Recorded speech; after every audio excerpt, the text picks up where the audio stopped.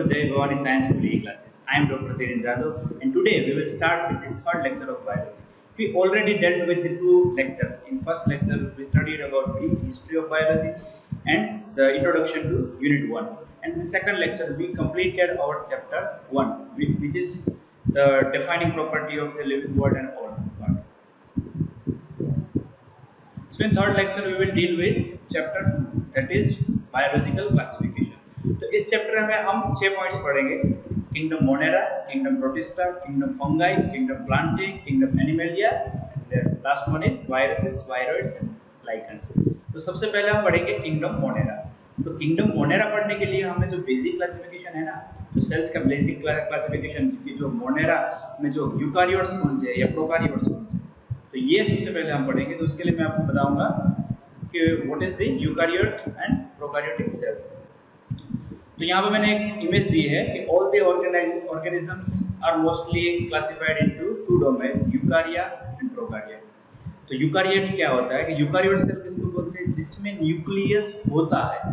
मतलब ये आप सेल देख रहे हो ना, कोई भी सेल है वो न्यूक्लियस बाउंडेड रहता है, उसमें जो न्यूक्लियोसिस रहेगा या न्यूक्लियोइड रहेंगे वो सारे न्यूक्लियस के अंदर रहेंगे, एक मेम्ब्रेनस न्यूक्लियस रहेगा इसमें। और जो प्रोकारियोटिक सेल है उसमें क्या रहेगा, कोई भी मेम्ब्रेनस बाउंड्री नहीं रहेगी, मतलब न्यूक्लियस की कोई बाउंड्री नहीं रहेगी। तो सारे ऑर्गेनेल्स और न्यूक्लियस वो दोनों अलग अलग नहीं रहेंगे, सब साथ में रहेंगे। और यहाँ पे आप देख लीजिए कि जो न्यूक्लियस है उसके जो अंदर का कंटेंट और बाहर का कंटेंट दोनों साथ में मिक्स नहीं हो सकते, यहाँ पे सभी सारे मिक्स है।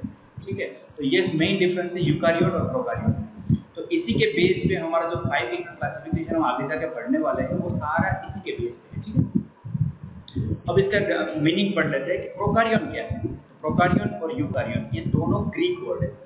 प्रो मतलब बिफोर या फिर विदाउट, कारियन होता है मेम्ब्रेन। तो ये मेम्ब्रेन जिसकी बात की है वो न्यूक्लियस मेम्ब्रेन। ठीक है, न्यूक्लियस का जो मेम्ब्रेन रहेंगे उसके विदाउट है, मतलब प्रो मतलब बिफोर और विदाउट मेम्ब्रेन है उसको हम प्रोकारियोटिक बोलेंगे। और जो यू मतलब विथ और गुड और वेल, कारियन मीन्स मेम्ब्रेन, जो मेम्ब्रेन के साथ है उसको बोलेंगे हम यूकारियन।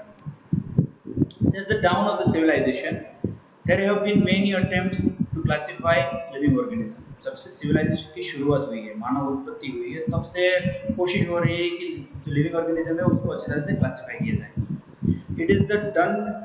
It was done distinctively, not using criteria that were scientific but born out of need to use organisms for our own use, like for food, shelter and clothing.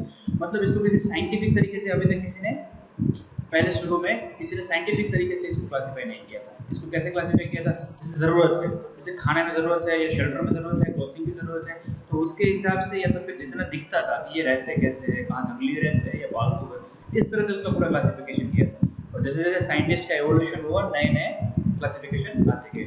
तो सबसे पहले पढ़ेंगे एरिस्टोटल का। तो एरिस्टोटल वो पहले इंसान थे जिसने क्लासिफिकेशन किया था किसी चीज़ का, इसीलिए हम उसको फादर ऑफ बायोलॉजी बोलते हैं। तो Aristotle was the earliest to attempt more scientific basis for classification. और एरिस्टोटल ने ही सबसे पहले अटेम्प्ट किया था क्लासिफिकेशन का। He used simple morphological characters to classify plants into trees, shrubs and herbs. मतलब उन्होंने सिंपल मॉर्फोलॉजिकल फीचर देखा कि इसकी साइज क्या है। तो सबसे बड़े थे, बड़े वाले जो लार्ज थे उसको बोला ट्री, उससे छोटे थे उसको बोला श्रब, और सबसे छोटे थे उसको बोला हर्ब। तो ट्रीज मतलब टीकूड ले लो, एक ट्री है, बनियन ट्री है वो एक ट्री है। श्रब्स मतलब हम कनेर जो है ना, करवीर, कनेर को हम श्रब बोलेंगे। और हर्ब्स कौन सी है, जो छोटे वाले जैसे टच मी नॉट, ये सब आएंगे हर्ब्स में, बहुत ही छोटे। He also divided animals into two groups, those which had red blood and those with no red blood. मतलब उन्होंने एनिमल्स को दो में डिवाइड कर दिया, जिसके पास रेड ब्लड है, जैसे ह्यूमंस है, बफेलो है, लायन है, टाइगर है, इन सबका रेड ब्लड है, तो उनको एक अलग क्लासिफिकेशन में डाल दिया। दूसरे जिसको रेड ब्लड नहीं है, जैसे कैटरपिलर हो गया, छोटे छोटे जीव जंतु बहुत सारे ऐसे जिसका रेड ब्लड नहीं है, तो इन्होंने एनिमल्स को भी दो ग्रुप में डाल दिया। फिर आता है लिनेयस। लिनेयस आपको जानते हैं ना, उन्होंने बाइनोमियल नोमेनक्लेचर जो दिया था वो वही Linnaeus. In Linnaeus time a two kingdom system of classification with Plantae and Animalia kingdoms was developed that included all plants and animals respectively. मतलब लिनेयस ने आके फिर से क्लासिफिकेशन दिया जिसमें खाली दो ही किंगडम थे, प्लांटे और एनिमलिया। प्लांटे में सारे प्लांट्स थे और एनिमलिया में सारे animals. This system did not distinguish between the eukaryotes and prokaryotes, unicellular and multicellular organism, and photosynthetic and non photosynthetic। मतलब ये सिस्टम तो जो बहुत इजी था समझने के लिए, मगर इसमें बहुत सारी चीज़ें थी जो मतलब डिस्टिंगाइज नहीं कर सकते थे कि जो एनिमल्स और प्लांट्स में से कौन से यूकारियोट्स है, कौन से प्रोकारियोट्स है, कौन से यूनिसेलुलर है, कौन से मल्टीसेलुलर है। यूकारियोट्स मतलब आपको पता होगा कि कौन से न्यूक्लियस मेम्ब्रेन के साथ है, कौन से न्यूक्लियस मेम्ब्रेन के बिना है, कौन से यूनिसेलुलर है, इसमें से कौन सा ऑर्गेनिज्म क्या एक सेल से बना हुआ है, या कौन से मल्टीसेलुलर है, मतलब बहुत सारे सेल्स और या तो फिर ऑर्गन सिस्टम से बने हुए हैं। कौन से फोटोसिंथेटिक है, ग्रीन algae जैसे हो गया, एंड कौन से नॉन फोटोसिंथेटिक है। फोटोसिंथेटिक और नॉन फोटोसिंथेटिक तो आपको पता ही होगा। फोटोसिंथेटिक मतलब जो सूर्य प्रकाश से अपना खाना बनाते हैं, और नॉन फोटोसिंथेटिक मतलब जो सूर्य प्रकाश को से खाना नहीं बनाते, वो किसी और चीज़ों के ऊपर डिपेंड रहते हैं। तो ये सब डिस्टिंगाइज नहीं कर सकते थे हम ये छोटे से classification. The classification of organism into plants and animal was easily done and was easy to understand। मतलब ये जो प्लांट्स और एनिमल का खाली दो ही जो क्लासिफिकेशन था ना, कि सारे ऑर्गेनिज्म को दो डिब्बों में डाल दो, एक है जो प्लांट है और दूसरा है एनिमल है, तो ये इजी था और इजी टू अंडरस्टैंड भी था। मगर a large number of organisms did not fall into either category। ऐसे बहुत सारे ऑर्गेनिज्म थे जो ना तो प्लांट्स में आते थे ना तो एनिमल्स में आते, अब उनका क्या। Hence, the two kingdom classification used for a long time was found inadequate। मतलब जो बहुत लंबे टाइम तक इस क्लासिफिकेशन को यूज़ किया गया, यही क्लासिफिकेशन बहुत लंबे टाइम तक चला आया, मगर वो अब इनएडिक्वेट था। जैसे जैसे साइंस डेवलप होता है, नए नए ऑर्गेनिज्म मिलते हैं, वो नए प्रकार के ऑर्गेनिज्म बोलते हैं, तब पता चलता है ये तो प्लांट से पूरा अलग है मगर प्लांट किंगडम में आता है, ये तो एनिमल से पूरा अलग है मगर एनिमल किंगडम में नहीं आता है। मतलब ये इस तरह का जो जैसे जैसे नए नए क्वेश्चन आते गए, तो इसको इनएडिक्वेट कहा गया कि ये पूरे प्रॉपर नहीं है। A need was also felt for including besides gross morphology other characteristic। मतलब अब जरूरत पड़ने लगी, जैसे ग्रॉस मॉर्फोलॉजी हमने देख ली कि ये तो ट्री है या तो फिर एनिमल है, जो चार पैरों वाला है, मुंह है, कान है, ये एनिमल हो गया, और ये जिसके पत्ते हैं तो ये ट्री हो गया। ये सब छोड़ के अब थोड़े और डीप जैसे जैसे साइंटिस्ट स्टडी किए, जैसे जैसे नया नया इवोल्यूशन हुआ, नया इन्वेंशन हुए, उसके बाद हम साइंटिस्ट ने छोटी छोटी चीज़ों को ध्यान में दी। वो कौन सी है? Cell structure. मतलब जो जिस सेल से वो बना है, कोई भी ऑर्गेनिज्म किसी सेल से जो बना है तो उसका स्ट्रक्चर कैसा है, नेचर ऑफ वॉल, उसकी सेल वॉल कैसी है, मतलब सेल्यूलोज वाली है या बिना सेल्यूलोज वाली है, उसमें सेल वॉल है कि नहीं, ये सब। फिर मोड ऑफ न्यूट्रिशन, वो खाना कैसे लेता है, फोटोसिंथेटिक है, नॉन फोटोसिंथेटिक है, हेटेरोट्रॉफिक है या ऑटोट्रॉफिक है। फिर हैबिटेट, वो कौन सा हैबिटेट में रहता है, मतलब ठंडे प्रदेश का है या फिर गर्म प्रदेश का है, डीप वाटर का है या शैलो वाटर का है। मेथड ऑफ रिप्रोडक्शन, उसकी जो नई संतान प्राप्त करने की जो मेथड है वो क्या है, रिप्रोडक्शन की मेथड है वो क्या है। इवोल्यूशनरी रिलेशनशिप्स, मतलब वो कैसे इवोल्व हुआ है, जैसे ह्यूमन है वो एप्स पे इवोल्व हुआ है, पहले हम भी बंदरी थे एक ज़माने में, उसके बाद इवोल्यूशन धीरे धीरे होके हम ह्यूमन में बने। तो ये हमारे और एप्स के बारे में एप्स के बीच में एक इवोल्यूशनरी रिलेशनशिप्स है। तो ये सारे क्लासिफिकेशन में ये सारे पॉइंट्स को भी मेंशन करके एक डीप क्लासिफिकेशन की बहुत ज़रूरत है। Classification system for the living organism have hence undergone several changes over time. जैसे जैसे साइंटिस्ट ने नए नए इन्वेंशन किए, नए नए ऑर्गेनिज्म मिले और नए नए क्लासिफिकेशन के उसको मतलब नए नए तरीके मिले, तो ऐसे ही क्लासिफिकेशन सिस्टम में बहुत सारे चेंजेस आते रहे। जैसे जैसे टाइम जाता गया वैसे वैसे बहुत सारे चेंजेस आते गए। Though plant and animal kingdoms have been a constant under all the different system. Changes आते गए, उसमें बहुत सारे किंगडम्स भी बन गए, अलग अलग होते, मगर उसमें प्लांट और एनिमल किंगडम तो हमेशा से ही थे। कुछ ऑर्गेनिज्म उसमें ऐड होते थे, कुछ डिलीट होते थे। वैसे ही जो कांस्टेंट जो प्लांट किंगडम और एनिमल किंगडम का जो नाम है वो तो कांस्टेंट रहा ही under all different systems. The understanding of what groups और organism be included under this kingdoms have been changing. मगर इस नाम के नीचे कौन से ऑर्गेनिज्म आते रहे और डिलीट होते रहे, ये बदलता गया, मगर प्लांट और एनिमल किंगडम का जो नाम था वो कांस्टेंट रहा, उनका जो एक टाइप था वो कांस्टेंट रहा, उनको किसी ने आज तक डिलीट नहीं किया है। The number and nature of other kingdoms have been also understood differently by different scientists over time। और जो किंगडम्स के नंबर है, कोई कहता है 4 किंगडम, कोई कहता है 5 किंगडम, जो डिफरेंट साइंटिस्ट है उन्होंने जैसे जैसे टाइम बढ़ता गया अलग अलग नंबर सबने दिए, सबके व्यूज अलग अलग होते। अब फिर एंट्री होती है आर एच विट्टेकर, जिसको हम आज भी फॉलो करते हैं। आर एच विट्टेकर 1969 प्रपोज्ड अ 5 किंगडम क्लासिफिकेशन। मतलब उन्होंने जो 5 किंगडम क्लासिफिकेशन है ना, जो वही उन्होंने ही प्रपोज किया, जिसको हम पढ़ते हैं आज की डेट में भी वही फॉलो किया जाता है। The kingdoms defined by him were named Monera, protista, fungi, Plantae और एनिमेलिया। मतलब ये पांचों किंगडम इन्हीं ने डिफाइन की थी। The main criteria for classification used by him include, इन्होंने कुछ 5 क्राइटेरिया दिए थे जिसके हिसाब से ये पांचों किंगडम में किस ऑर्गेनिज्म को डालना है, किसको मोनेरा में डालना है, किसको प्रोटिस्टा में डालना है, किसको फंगाई में या फिर प्लांटे में या फिर एनिमेलिया। तो उनके लिए उन्होंने 5 क्राइटेरिया, 5 की दी। कौन सी सेल स्ट्रक्चर, जैसे सेल स्ट्रक्चर कैसा है, वो यूकारियोटिक है, प्रोकारियोटिक। तो सारे यूकारियोटिक सेल रहेंगे वो, मतलब प्रोटिस्टा, फंगाई, प्लांटे, एनिमेलिया में आएगा। जो प्रोकारियोटिक है वो मोनेरा में आएगा। थैलस ऑर्गेनाइजेशन क्या है, थैलस मतलब क्या होता है कि सेल जो स्ट्रक्चर उसका कैसे एक से एक अरेंजमेंट कैसा है उसका, उसको हम थैलस बोलेंगे। मोड ऑफ न्यूट्रिशन क्या है, मतलब वो फूड कैसे लेता है। रिप्रोडक्शन कैसे करता है, मतलब सेक्सुअल है या असेक्सुअल है। फाइलोजेनिक रिलेशनशिप, फाइलोजेनेटिक रिलेशनशिप्स क्या है। फाइलोजेनेटिक रिलेशनशिप्स मतलब उनके जो इवोल्यूशन के टाइम में उसका रिलेशनशिप क्या है, कि वो किस कौन से ऑर्गेनिज्म से जो नया ऑर्गेनिज्म है वो इवोल्व हुआ। तो ये रिलेशनशिप्स कैसे हैं, उनके हिसाब से उन्होंने ये 5 किंगडम वाला क्लासिफिकेशन दिया। अभी जो टेबल एनसीईआरटी की बुक में दिया है वही टेबल मैंने यहाँ पर रखा है। इसमें पूरे कैरेक्टरिस्टिक ऑफ 5 किंगडम्स दिए हुए हैं। तो इनमें इन्होंने जो 5 ये जो टाइप्स दिए हुए हैं कि कैरेक्टर्स क्या क्या होंगे और वो कैरेक्टर के हिसाब से उनकी किंगडम कौन सी होगी।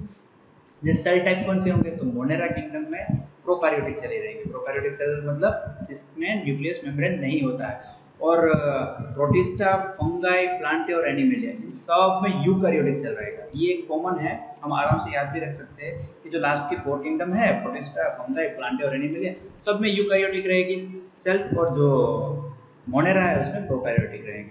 सेल वॉल क्या है, जो मोनेरा में है वो नॉन सेल्यूलर है, मतलब जो सेल है वो सेल वॉल रहती है मगर वो पॉलीसेकेराइड और एमिनो एसिड की बनी रहती है, कि जो हमें दिखती भी कम है, इसीलिए उसको नॉन सेल्यूलर कहा गया है।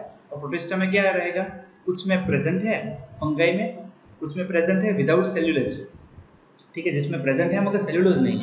और प्लांट में, प्लांट की सेल्यूलोज आपको जो सेल वॉल है याद रखनी है, वो सेल्यूलोज से बनी हुई है। और एनिमल्स में एब्सेंट है। एनिमल्स में क्यों एब्सेंट है और प्लांट में क्यों प्रेजेंट है, उसका स्ट्रक्चर की क्या जरूरत है, ये सब हम आगे पढ़ेंगे। फिर बात आती है न्यूक्लियर मेम्ब्रेन की।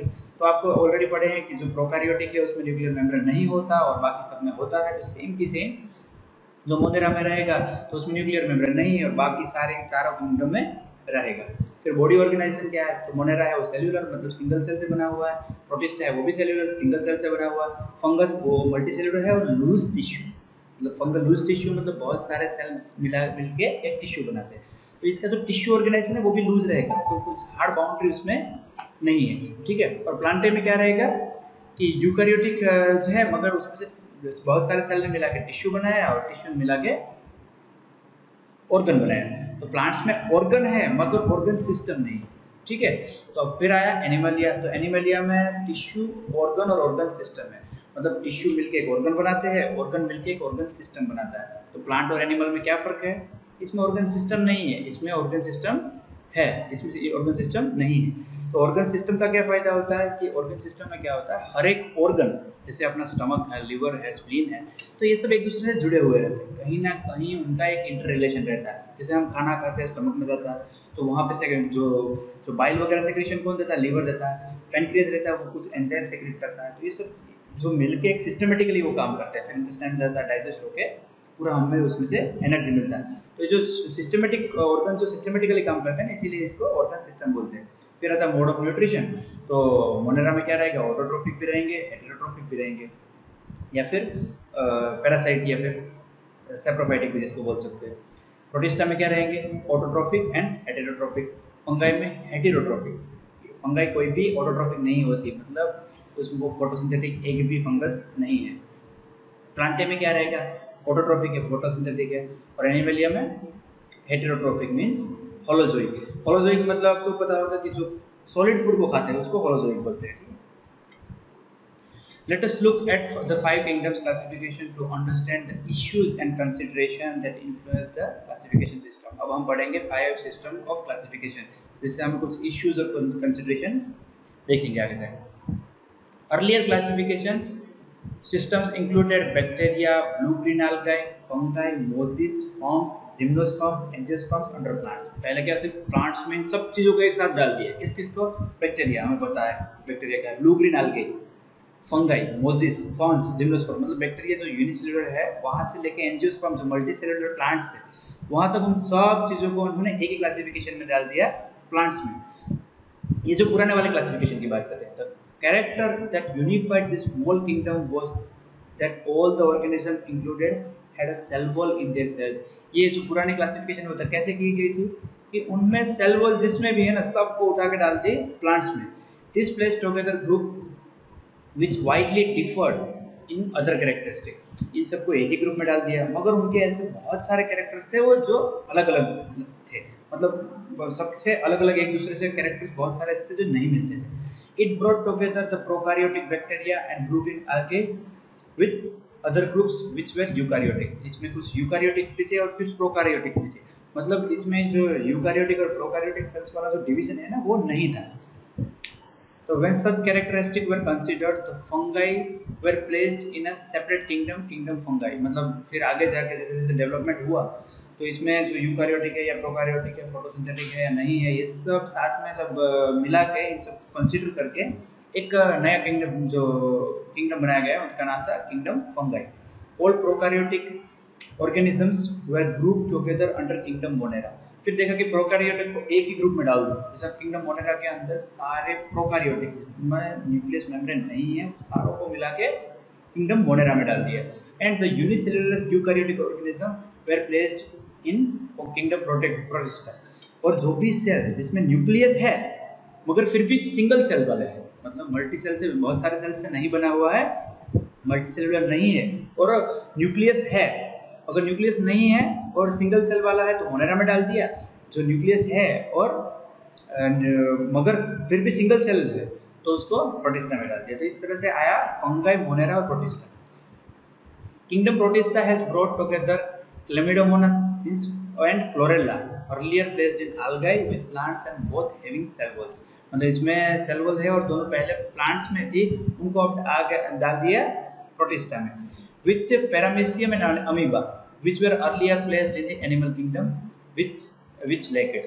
मतलब अमीबा और पैरामीशियम में सेल वॉल नहीं थी, क्लेमिडोमोनास और क्लोरेला में सेल वॉल थी। तो जो पुराना क्लासिफिकेशन के हिसाब से इन सब को डाल दिया था प्लांट किंगडम में, जो क्लोरेला और क्लेमिडोमोनास है, और आगे अमीबा और पैरामीशियम को डाल दिया था एनिमल किंगडम में क्योंकि इसमें सेल वॉल थी। तो ये सब जो नया क्लासिफिकेशन है उसमें किसमें इंक्लूड किया गया है, प्रोटिस्टा में, जो कि सिंगल सेल्यूलर है और न्यूक्लियस बाउंडेड मतलब यूकैरियोटिक है।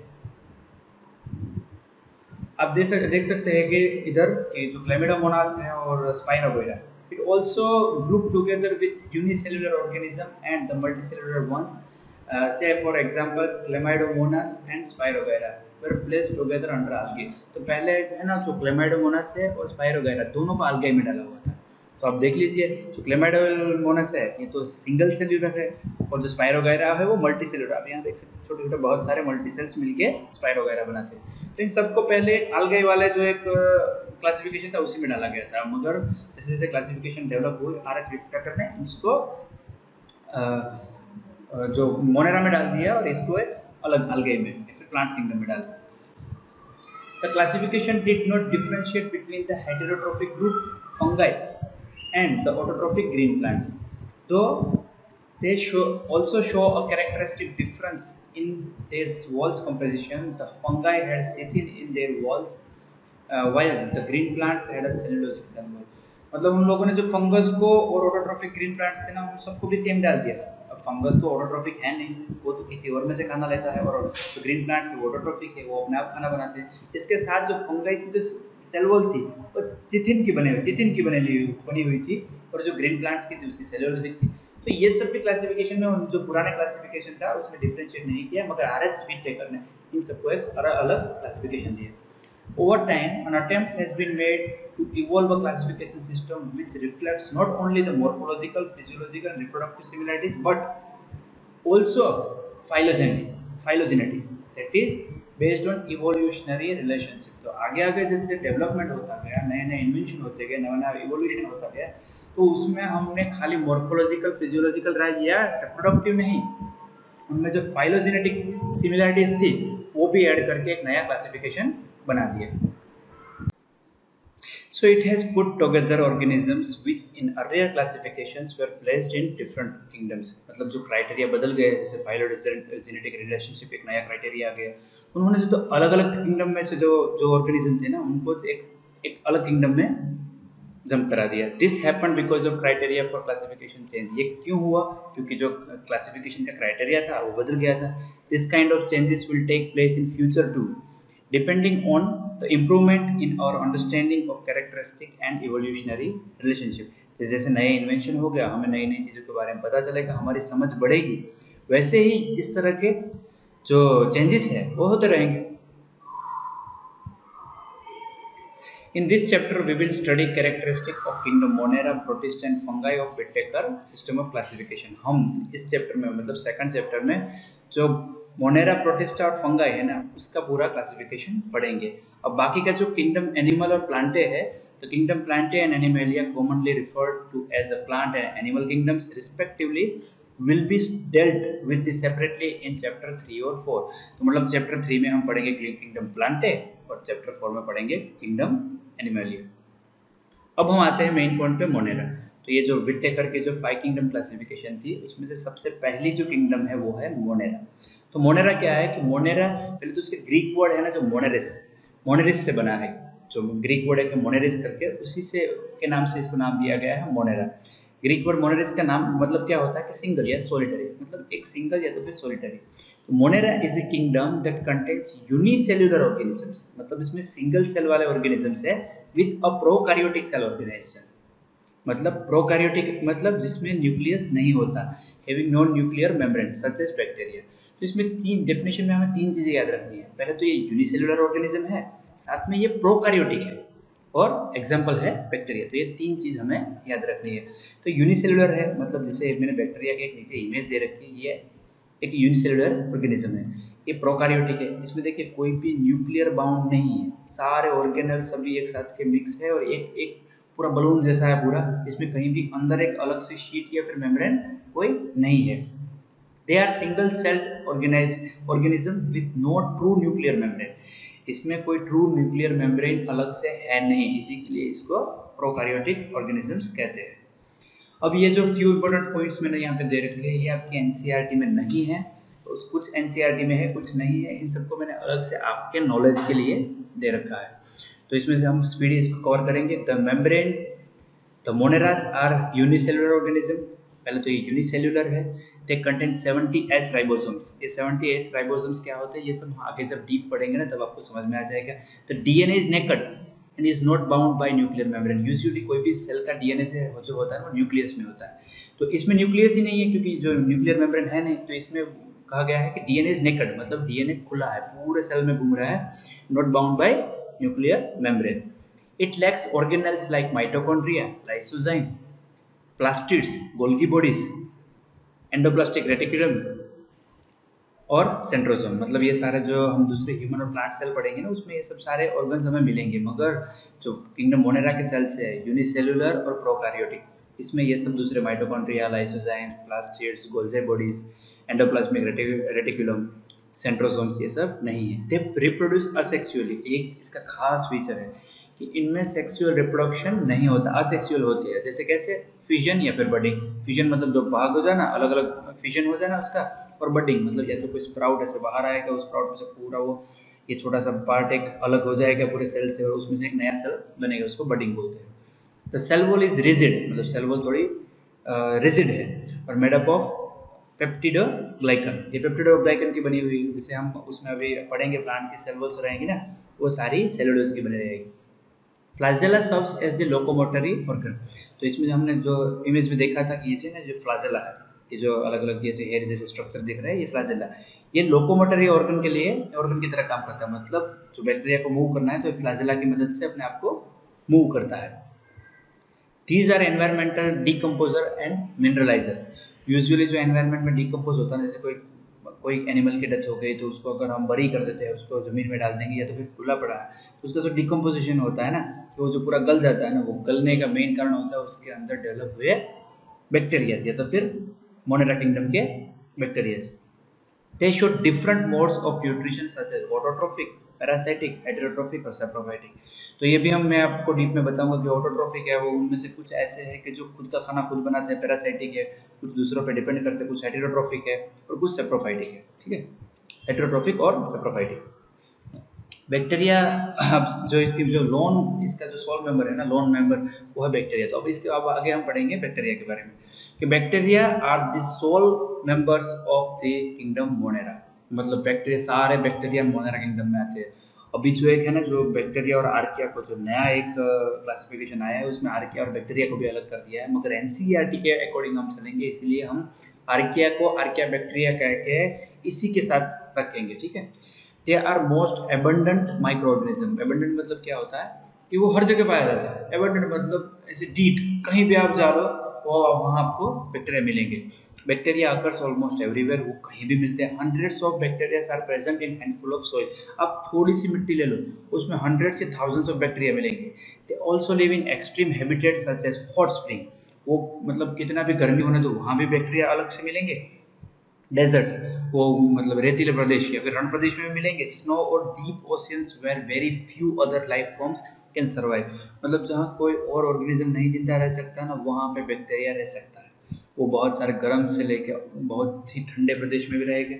शैलो वाटर्स मतलब नदी की या फिर नदी नालों के पानी में या फिर गटर में से लेके डीप सी वाटर रहेंगे ना, जहाँ पे कोई और ऑर्गेनिज्म नहीं रह सकता, वहाँ पे भी बैक्टीरिया पाए गए हैं। Many of them live in और on other organism as parasite.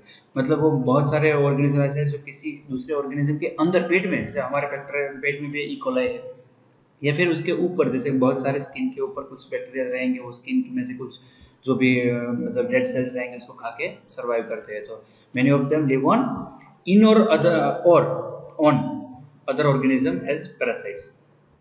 अब इसके टाइप्स क्या है, तो बैक्टीरिया के टाइप्स है ना, मतलब बहुत सारे टाइप्स है, मगर एनसीईआरटी में पढ़ने वाले हमें 4 टाइप है।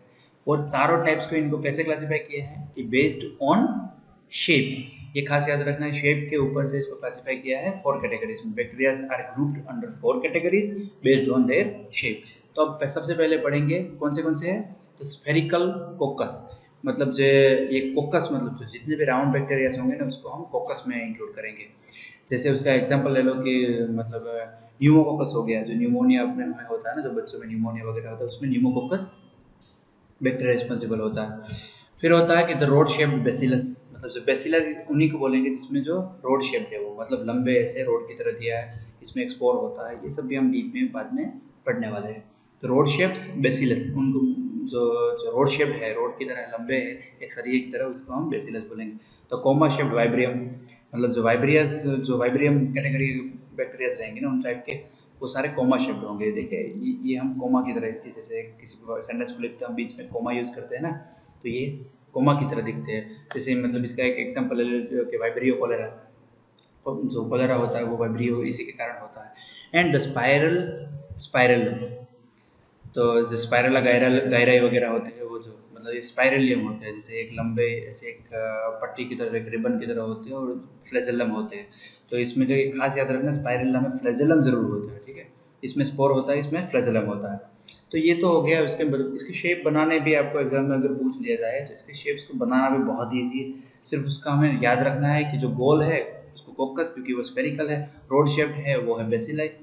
फिर कोमा शेप्ड है वो है वाइब्रियो। और जो रिबन की तरह जो दिखते हैं, स्पाइरल की तरह दिखते हैं, वो है स्पाइरिलम। तो the bacterial structure is very simple, they are very complex in behaviour. मतलब बैक्टीरिया का स्ट्रक्चर इतना सिंपल है ना, देखा ना हमने, बहुत ही सिंपली हम उसका डायग्राम भी बना सकते हैं। उसका स्ट्रक्चर बहुत ही सिंपल है, मगर उसका बिहेवियर है बहुत कॉम्प्लेक्स है। जैसे कि compare to many other organisms, bacteria as a group show the most extensive metabolic diversity.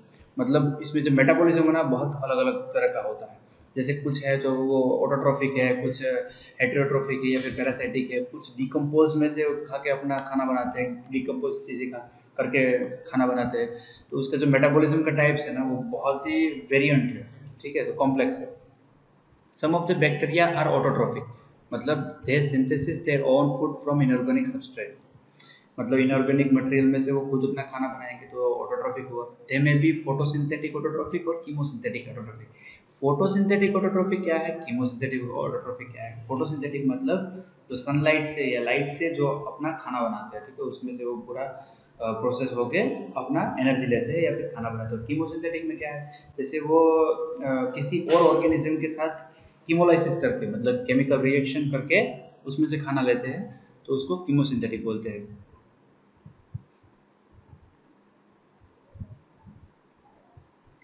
The vast majority of bacterias are heterotrophs, मतलब ज़्यादातर जो है ना वो दूसरे पे डिपेंड रहते हैं, that is they do not synthesise their own food but it depends on the other organism for on dead organic matter for food.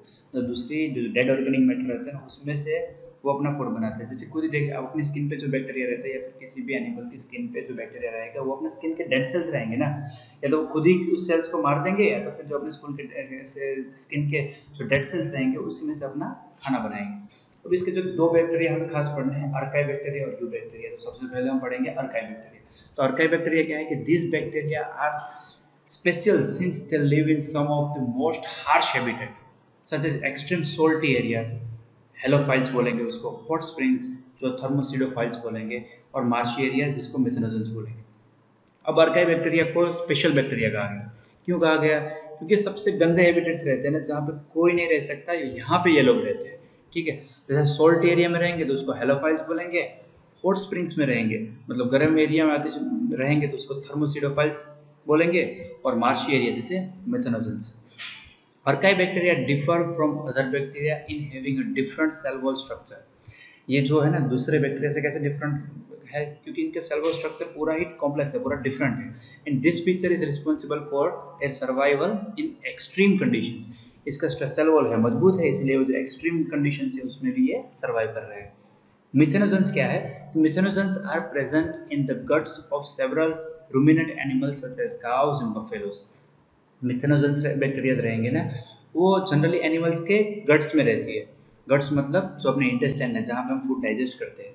And they are responsible for the production of methane मतलब biogas from the dung of these animals. हम cow dung में से या फिर animals के डंग में से जो बायोगैस बनाते हैं वो जो होता है मीथेन गैस होता है।